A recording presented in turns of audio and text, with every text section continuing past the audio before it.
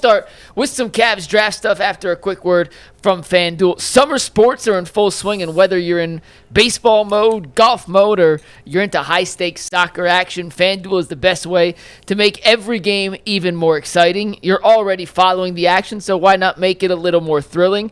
With FanDuel, you can get in on the game while your friends are getting sunburnt at the beach. If you're new to FanDuel, new customers can bet $5 and get $150 in bonus bets if their first $5 bet wins.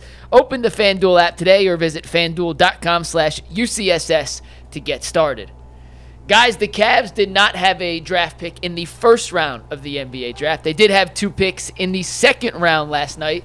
And with those 2 picks, the Cavs came away with Tyrese Proctor, the guard out of Duke, and Saliou Niang, the draft and stash wing from Senegal. You can never have enough Niangs in Cleveland. That's what everyone said when they had George a couple of years ago.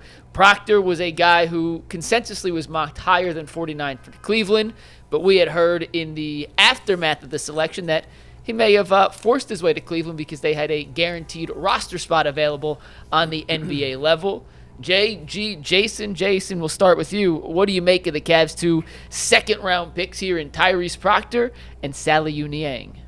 Long-term plays, I think, for both of them. Roster spot doesn't mean playing time.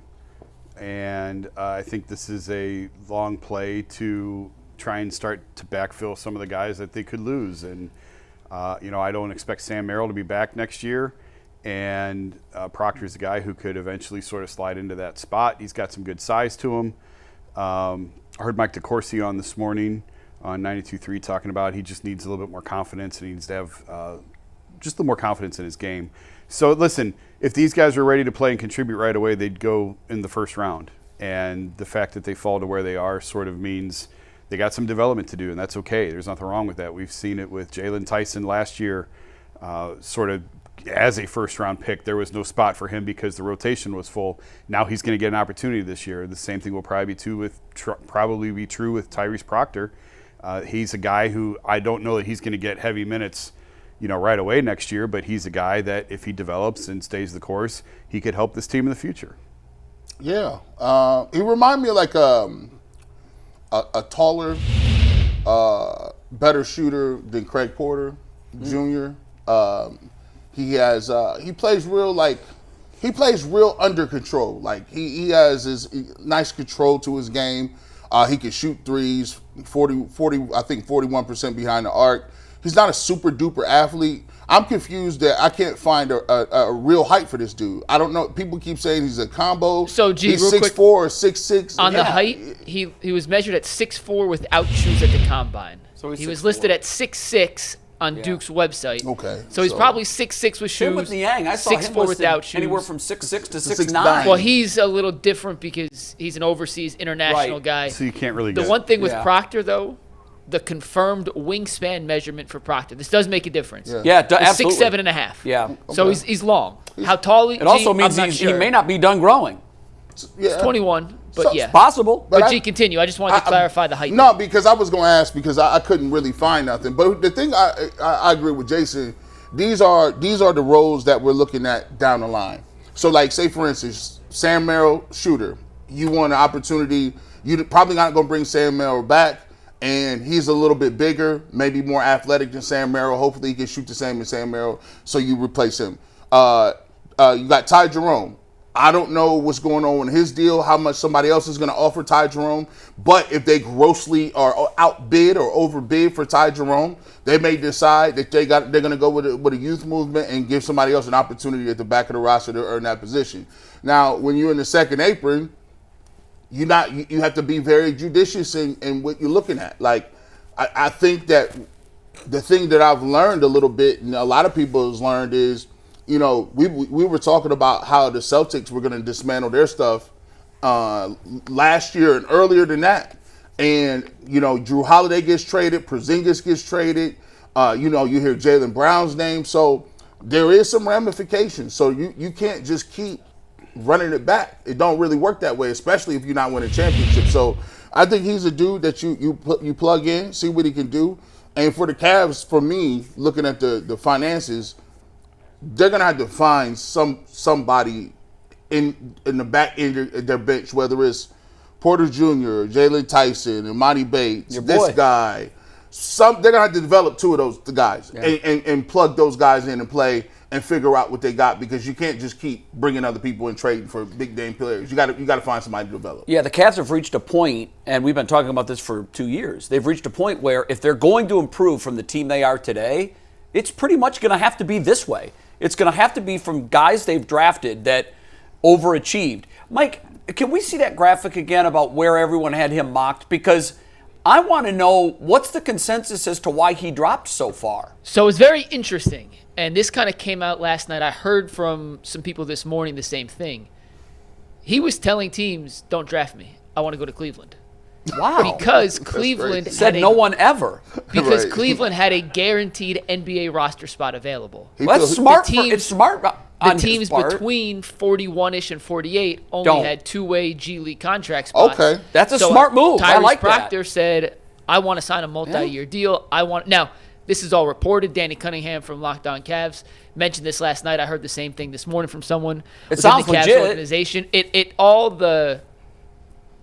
adds up. Yeah. You know, just Right. hearing it from sources. The Cavs didn't say this last night. Proctor's camp will never admit this publicly. Sure. But all of it adds up. He was a guy that in all the mocks was somewhere between 35 and 40. You know, I mean, that's almost a late first round draft pick. and the Cavs said, they may have said this about any player they drafted, but Mike Gansey, who did his press conference last night, said they had a late first round grade on Tyrese Proctor when he was available at 49. It was a no-brainer for them. I think part of the reason he was available at 49 was he told teams, I want a fully guaranteed NBA roster spot. I don't want to be a G League guy. I don't want to be a two-way guy. You don't have that to offer. Cleveland does. Don't take me. Interesting. Because I want to be a part of this Cleveland Cavaliers team, knowing that I'm going to get a I fully like him more now. multi-year contract. I like him. I like him more now. First of all, he's a Duke guy, so I think he's probably a relatively smart guy. And anybody with the name Tyrese is good, obviously, now. Yeah, apparently. Halliburton, Maxey, all the above. Protect your Achilles. Yeah, though. listen, I like. There's like, hold on, he's light skinned. Can I give you a couple? I like him. Of things on Tyrese Proctor. Yeah. So my first thought when this happened, I did a live draft stream last night. So if I you watched want it, by to the go way. back, you can tune in. When I watched Duke, I was always a little disappointed in Tyrese Proctor. Were you? Well, he was a 5-star kid coming in. He played 3 years at Duke. He was good, but he was never great. But then I had to take some time to think about it, and maybe the reason he was never great was even though he was a 5-star, last year he was playing with Cooper Flagg, Con Knipple, Malawak, Sure, he's in Sion shadows. Jenks, 4 guys who were drafted ahead of him. The year Right. before, Duke also had the best freshman class they had ever had until this most recent freshman class. Right. So he kind of got phased out. But I dove into some of the shooting numbers, and I see this pick as Sam Merrill insurance. If you lose Sam Merrill, you are now potentially adding a guy who shoots the ball, maybe not at Sam Merrill's level yet, but is probably a better ball handler than Sam Merrill now, better kind of creator off the dribble than Sam Merrill, ends longer than Sam Merrill. But if you dive into some of these advanced shooting stats, and Steve, you want to take tag board here full, he made 47% of his threes off the dribble. Wow. Which is an absurd clip, like absolutely absurd clip. He shot 43% on catch and shoot threes. This season, that was in the 95th percentile of all of college basketball. Off pick and roll situations where he was the ball handler, he shot 46.4% as a three-point shooter. So off the dribble, very, very, very good shooter. Is it to the level of Kobe Bryant, the guy I really wanted, who was taken no, at I saw you 41? wanted him. No, it's not. But still a very It's not far productive, behind him, though. efficient shooter, especially in those specific situations. For his career, he had a 2.3 to 1 assist-to-turnover ratio, so he's very careful with the ball. He played on ball. He played off ball. He came in as a point guard. He transitioned more to an off ball guard, can run off screens, and that 6'7.5" wingspan is at least appealing because he's not the strongest guy. Like the weaknesses on Tyrese Proctor is he's 6'4", weighed in the combine at less than 180. He can Not work the on most- that, though. That can change. But yeah, he has the frame that you would hope can put on a little bit of weight. He's Right. not a one and done guy, so he's a little older. So he did have 3 years in the Duke weight system to put on some weight. Right. He came in at 175. He weighed in at the combine at 181. So it's not a lot of weight, but it's a solid pick. It's a guy with a good pedigree, an all ACC player, led Duke, or led's not the right word, but was part of a Duke team that reached the Final Four this season. So clearly can play. And at the end of the day, he's a guy that has an NBA-ready jump shot and is Sam Merrill's replacement if you lose Sam Merrill. So I think it's a good pick. I like it. I kept getting texts from people saying, who are these guys? And I'm like, listen, It's not 1986 anymore. Yeah, come on, man. You know, this is what the NBA draft looks like now. And the fact that the Cavs don't have a first-round draft pick, you have to temper your expectations to reality. And after hearing all of the experts talk about this guy, because I have to tell you, I only saw Duke a handful of times, and he did not jump off the floor to me. He just didn't. And it's hard to jump off the court when you have Cooper Flag, Con Knippel, that's right. Callaway Malawak, and Sion James. I couldn't take my eyes off Flag. I was just... He's so good. He was phenomenal. He does everything. Knippel's so good, too. And so he didn't jump off the floor at me. But we don't need a guy that's the pillar. We don't need a guy that you can build around. We need a piece. And I think he can be a piece. And as for Niang, who knows? He's probably a 2 or 3 year project. He's already been in Europe a couple of years. Minimum 2 years till he's an NBA guy. Right. Minimum 2 years. And if they get anything out of him, it's a bonus.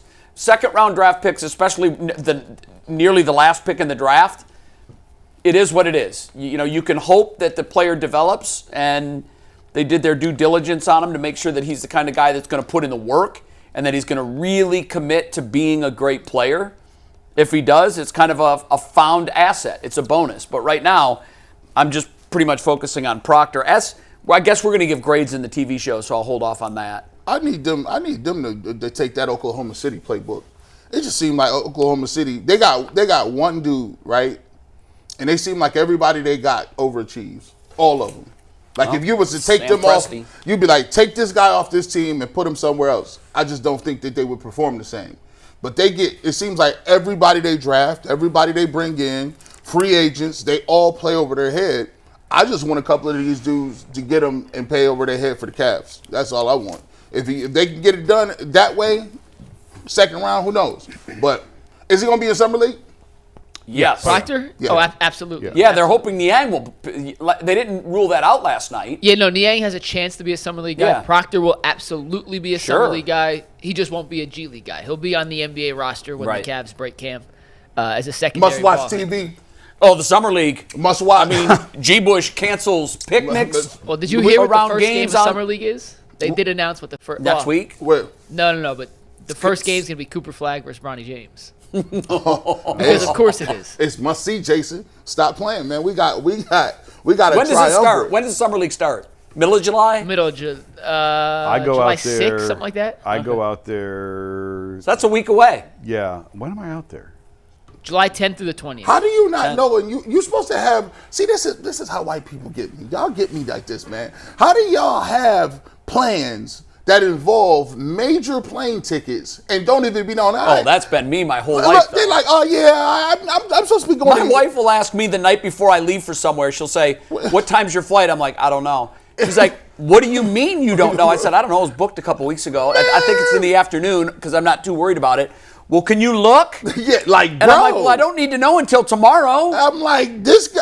I'm like, listen, if I'm going anywhere and I got to get on the plane, I know 3 months in advance. You do? 3. Like, because, like at the end of the day, that is coming out my checking and my savings. I know, and it's for 2 people. Oh, hell no. I know where I'm going. No, I got to, and then, see, y'all got that. Jay, you're like that too, right? You're like me, right? I mean, I'm looking now to see. Look, how do you not know the flights? How do you not know? Because it was probably booked weeks ago. I mean, I don't even think I booked And then you forget it. I book it and forget it. I don't think I booked it yet, actually. Okay, well, at least I book it. You guys operate in different ways. Before we get to the next part of the draft, I just want to give 2 minutes here on Saliou Niang.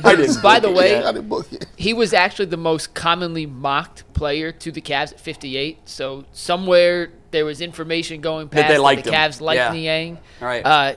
He ends up being the pick at number 58 from Senegal, plays in the Italian League, was on nobody's radar until 2 years ago, kind of made some significant improvements, but depending on which measurements you want to look at, and his range all over the board from 6'5 to 6'9. I know. It's tough to get a good grasp on what he is. There's a huge difference between a 6'5 player and a 6'9 player. And does he have a birth certificate? Do we know he's not 36? We are unsure on that, but Steve, you want to take the highlights of him down too. He might be. He's a big athletic wing that in 2 years you hope can translate as a perimeter defender. Offensively, plays great defense, right? I read that about him. Offensively, not there yet. He made 11 threes in 45 games in the Italian League this year. He had more turnovers than assists. Still incredibly raw on that end of the court. You're going to see a couple of passing highlights here.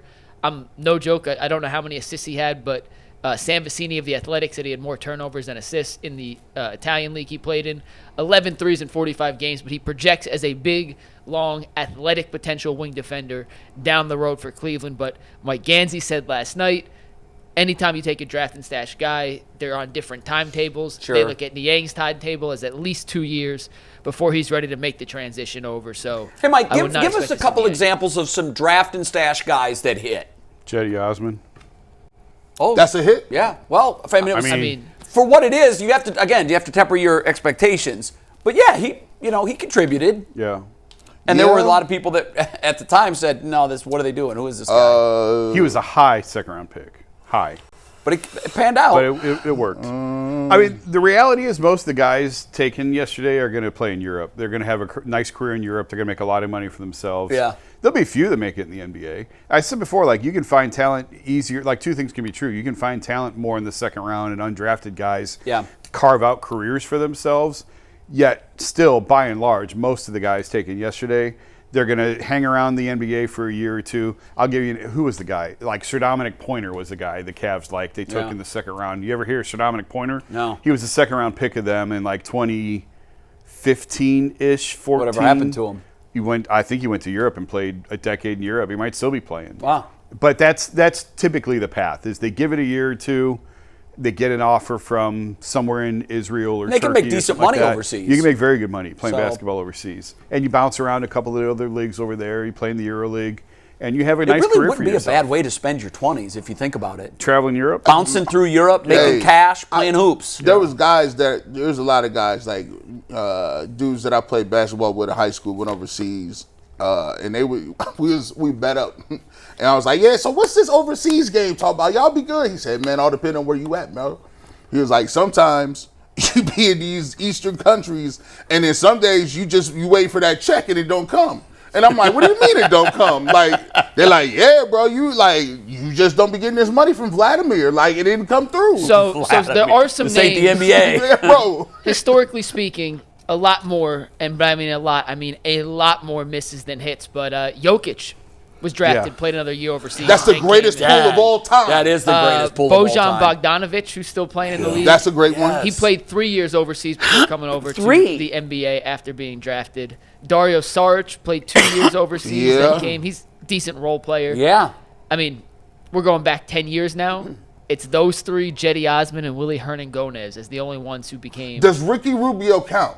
No. No. No, he 'cause came Ricky right was- over. He was first round pick. But didn't somebody? He had a didn't I they don't stash him remember. like we was like 12 or something? His was more of a contract thing than a development. Like, okay. there's a So difference. yeah, so they had to buy him out of that deal Yeah. to get him back. Okay. Well, his wasn't a, you're not ready to play yet. We're going to hold your rights and you go over here and develop. yeah. I can't remember. He had a contract dispute or something Yeah. with the team that he was with. So that was It was that was Barcelona. I'll look into that.